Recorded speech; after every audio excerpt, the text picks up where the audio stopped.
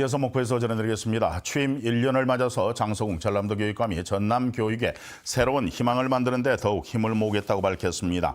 장 교육감은 취임 후 지난 1년 동안 전남 10군데 학교 교육지원센터 구축과 전문적 학습 공동체 활성화 등을 통해서 학생 중심 교육에 시동을 걸었고 정부 계획보다 2년 앞선 고교 무상교육 추진 등을 통한 보편적 교육복지의 실현 등 적지 않은 성과를 냈다고 자평했습니다. 이어 더불어서 앞으로 남은 임기 동안 수업 혁신을 통한 미래인재 양성, 차별 없는 교육복지 강화와 함께 교육 자치 실현에 힘을 쏟겠다고 강조했습니다. 지난 7일 목포시와 임대료 지급 등을 두고서 갈등을 벌이다가 문을 닫은 영화 1987의 무대 연인의 슈퍼가 보름이 지나 다시 문을 열었습니다. 집주인 김모 씨는 목포시에서 연인의 슈퍼를 다시 열어줄 것을 요청을 해왔고 임대료는 감정평가를 거쳐 적절한 수준에서 결정하기로 해 다시 문을 열기로 했다고 밝혔습니다. 하지만 목포시는 지난해부터 이용한 것에 대한 임대료는 회계 연도가 달라서 지급이 어렵고 올해만 해당되는 임대료를 지급하기로 한 것으로 전해졌습니다. 해수욕장이 본격적으로 개장하는 6월 말에서 7월 초까지는 해파리가 급격하게 증식하는 시기입니다.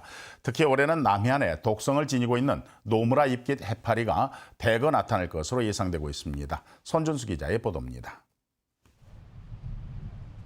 신안군의 한 해수욕장입니다. 많은 관광객들이 찾는 곳이지만 본격적인 장사를 앞둔 해수욕장 주변 상인들에게는 최근 걱정이 하나 생겼습니다. 해파리가 예년보다 한 달가량 빨리 발견되면서 관광객들의 발길이 줄어들까 봐 걱정되기 때문입니다. 안전요 4번을 파견을 합니다. 이 해수욕장에. 그에 대한 대비를 충분히 하고 있습니다만은 어떻든 해파리 피해가 없었으면 좋겠죠. 해파리에 대한 걱정은 어민들도 마찬가지입니다. 특히 올해 많이 나타날 것으로 예상되는 노무라 잎깃 해파리는 독성이 매우 강하고 크기도 1m나 됩니다. 이달 초 동중국해에서 1헥타르당 64마리가 관측됐으며 이는 지난해보다 400배 이상 늘어난 수치입니다. 사람 키 정도 이렇게 큰데 그것이 많다 보면 어장하기가 힘들어요. 그물을 들어올릴 수가 없고. 이 때문에 관계당국도 해파리로 인한 피해를 최소화시키기 위해 사전 대책에 모든 힘을 기울이고 있습니다.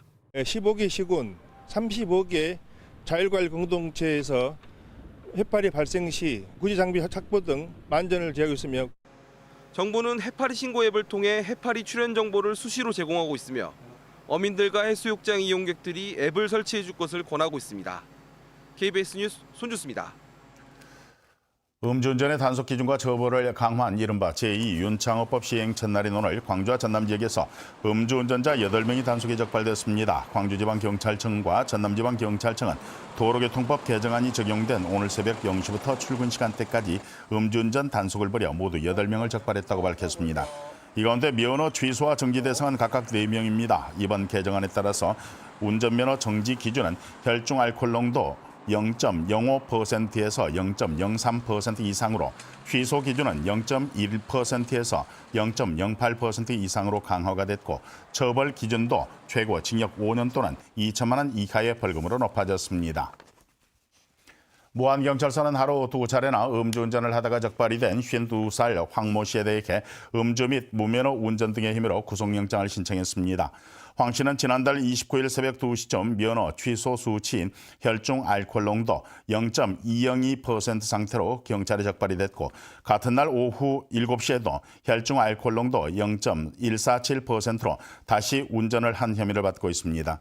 조사 결과 황 씨는 8번의 음주운전 전력이 있었고 최근에는 음주운전과 공무집행 방해로 징역 1년 2개월의 실형을 선고받은 것으로 드러났습니다.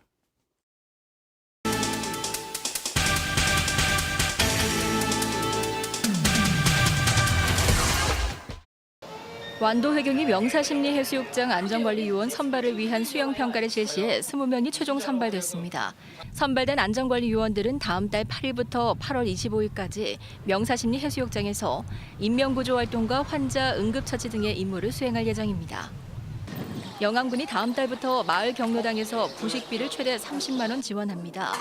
영암군은 지금까지 마을 경로당에 쌀은 지원하고 부식비 지원이 없어 노인들이 회비를 걷어 식사를 해왔지만 이번 사업을 통해 노인들의 경제적 부담이 해소될 것으로 전망하고 있습니다.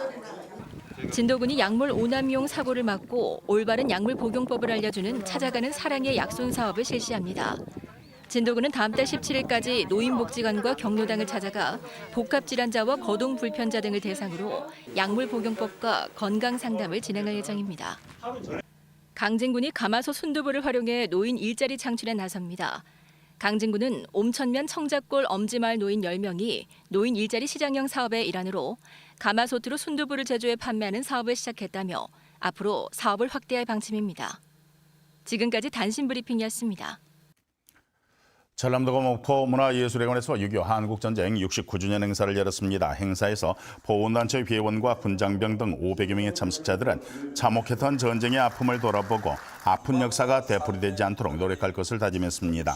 김영록 전남도지사는 이 자리에서 지금의 대한민국은 호국 영령의 희생이 있었기에 가능했다면서 그 정신을 전남 발전의 원동력으로 삼겠다고 밝혔습니다. 해남군이 신청사 기공식을 열고 2021년 완공을 목표로 공사에 들어갔습니다. 해남군의 신청사는 연면적 18,600제곱미터로 군 청사는 7층, 군 의회 청사는 5층으로 신축이 됩니다. 해남군은 지난 2005년부터 조성한 청사 신축기금 580억 원을 활용해서 공사를 진행한다고 밝혔습니다. 전남도 의회가 모자 보건 조례안의 처리를 보류했습니다. 전남도 의회는 지난 332회 정례회의에 상정돼 상임위원회를 통과한 모자 보건 조례안을 다음 회기로 넘겨서 처리하기로 했다고 밝혔습니다. 모자 보건 조례안은 건강한 자녀 출산을 위해서 의학적, 한의학적 난임 치료를 위한 시술비 지원 등의 내용을 포함하고 있습니다. 목포였습니다.